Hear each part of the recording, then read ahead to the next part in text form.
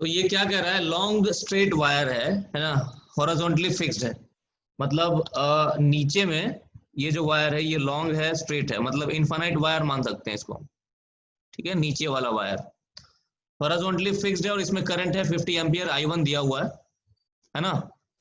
दूसरा वायर है जिसका लीनियर मास डेंसिटी लैम्डा दिया हुआ है, ठीक है, लीनियर मास डेंसिटी मतलब मास पर यूनिट लेंथ दिया हुआ है, ठीक।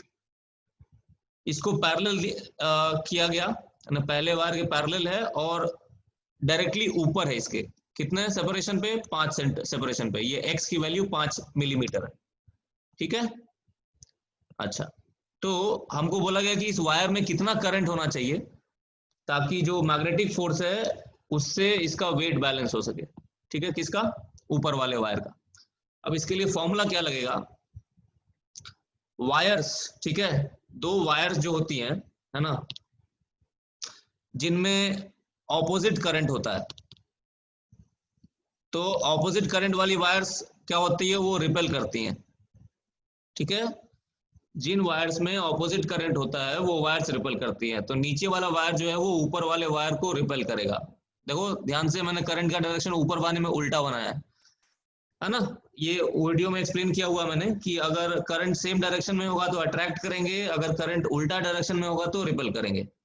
और हमको फॉर्मूला पता है, force per unit length on the wires, ठीक है।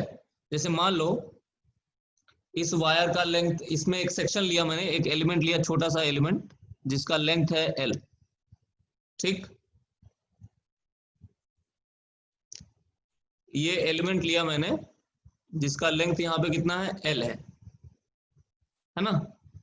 तो फोर्स पर यूनिट लेंथ का फॉर्मूला हमको पता है, ये भी मैंने वीडियो में एक्सप्लेन किया हुआ है, तुम लोग देख लेना जाके, है ना।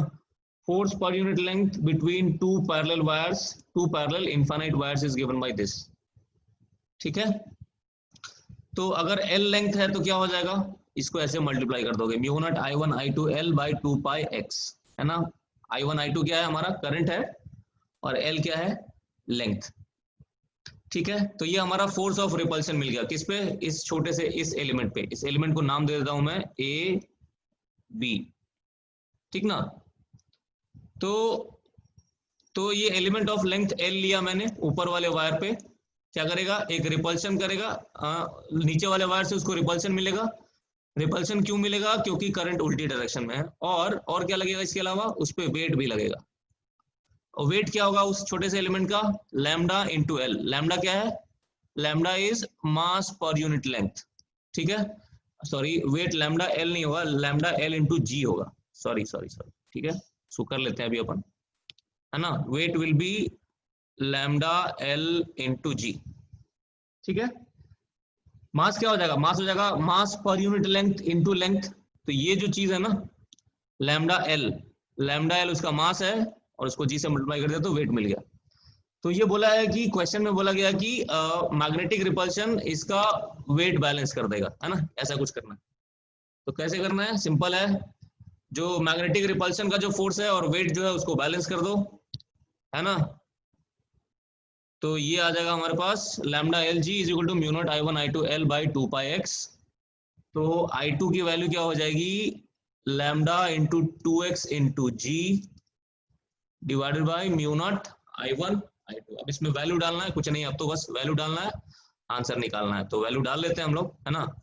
तो बताओ क्या आया हमारे पास formula, I2 is equal to, बोलो, I2 इज इक्वल टू आया है 2 pi x g lambda by mu not I1, sorry I2 नहीं, ठीक है। तो 2 pi x g lambda, value डाल दो, काम खत्म है। 2 pi x g lambda by mu not I1, तो 2 पाई एक्स की वैल्यू है कितनी, एक्स की वैल्यू कितनी दे रखी है बताओ, क्वेश्चन में 5 mm दे रखी है ना।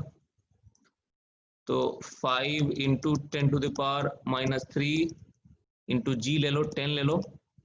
लैम्डा की वैल्यू कितनी दे रखी है, mass per unit length 10 to the power minus 4 दे रखा है, वैल्यू डालो 10 to the power minus 4 by mu not is 4 pi into 10 to the power minus 7, और करंट की वैल्यू कितनी दे रखी है 50 है शायद, है ना, 50 एम्पियर।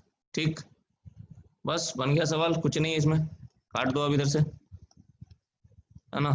कितना आ रहा है आंसर इससे, 0.5 आ रहा है क्या?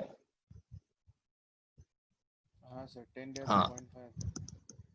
0.5 एम्पियर आएगा। आई बात समझ, सिंपल है।